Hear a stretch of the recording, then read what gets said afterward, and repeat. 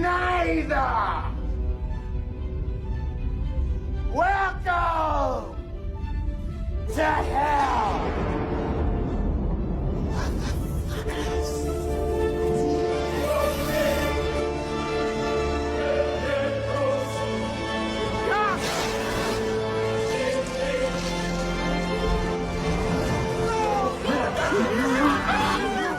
If there was an honest prosecution of people at Diddy parties, people on the Epstein list, do you think that anybody would be left standing in Hollywood? Is it that endemic?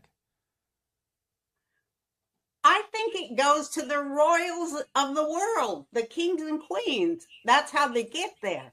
Come on, it isn't just Hollywood. It's everything.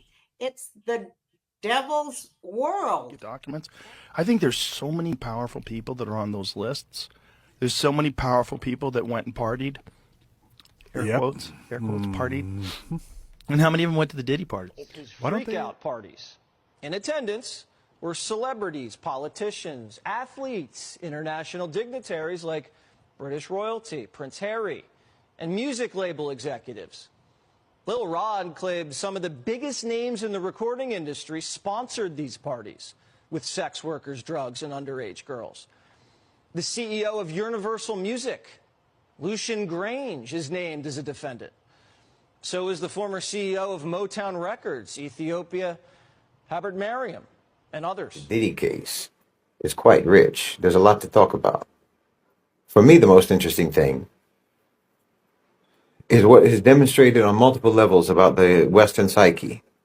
I mean, whether it's Weinstein or Epstein or Diddy or, say, R. Kelly or Dominique Strauss-Kahn, who everyone forgets about, the predation and the degeneracy of the super rich is always met with disingenuous shock and disgust, while simultaneously, without fail, we're also always told that everyone knew what these people were doing for years.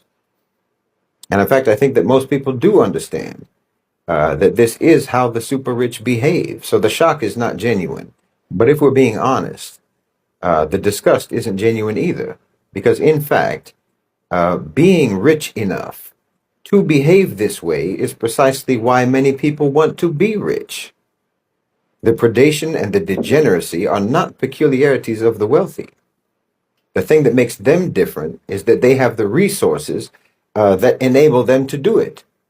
But for a very large percentage of people in the West, the only thing that's preventing them from behaving the same way is their comparative poverty, not their comparative piety. The rich are not necessarily any worse than the rest of the people morally.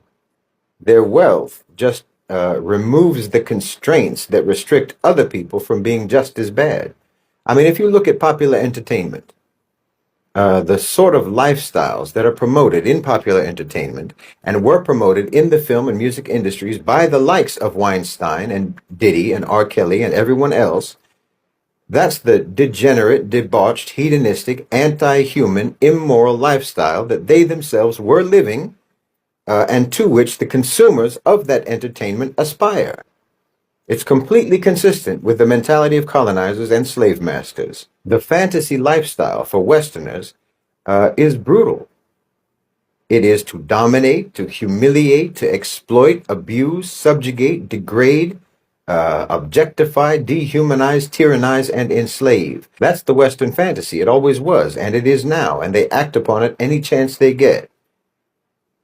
I mean, they'll prosecute these types of people, these select cases, only to absolve themselves. You know, they need to burn someone at the stake just to convince themselves that they're better than them, that they're more righteous and more moral than them, but they're not. Most of them are not. I mean, look at any music video, almost any music video, and tell me how it's not promoting the exact same lifestyle that you claim to hate Epstein and Weinstein and Diddy for. Meanwhile, those videos have hundreds of millions of views and hundreds of millions of likes, and you memorize the words of those songs. You have a problem. You can't reform yourselves. You can't reform and rehabilitate your so-called civilization by just prosecuting token offenders. Finding these people guilty doesn't make you innocent. When you made them rich and you made them famous on the very basis of the degenerate messaging that they promoted and that you devoured. You've endorsed it all along, and you endorse it now. You aspired to it then, and you aspire to it now. I mean, you literally have someone like Andrew Tate who directly built his wealth through and for this very lifestyle, and by selling it to others, selling to others how they could do the same thing and have that same lifestyle. Because this is the Western male fantasy. I mean, think about it. Everybody in this case, in the Sean Combs case, everybody wants to know about the celebrities who were at those parties. No one wants to know about the nameless, faceless executives, the obscure, pasty old men for whom those parties were undoubtedly actually arranged in the first place. The celebrities were just the draw. They were the party favors provided for those anonymous owners and controllers of global financialized capital. But you want to know about the celebrities because even in your proclaimed disgust, you're still fantasizing. So I find the selective disgust to be performative. And that's actually useful. That's a useful thing to know about the Western psyche and how they respond when the crimes of their society get highlighted. Because yes, in my view, these are crimes of Western society because the individual crimes of someone like Diddy are reflective of the values and the aspirations of Western society itself. So when these crimes get highlighted, in other words, when for whatever reason, for any particular individual, these crimes are suddenly and selectively subject to accountability, there's a choir of hypocritical condemnation and outrage.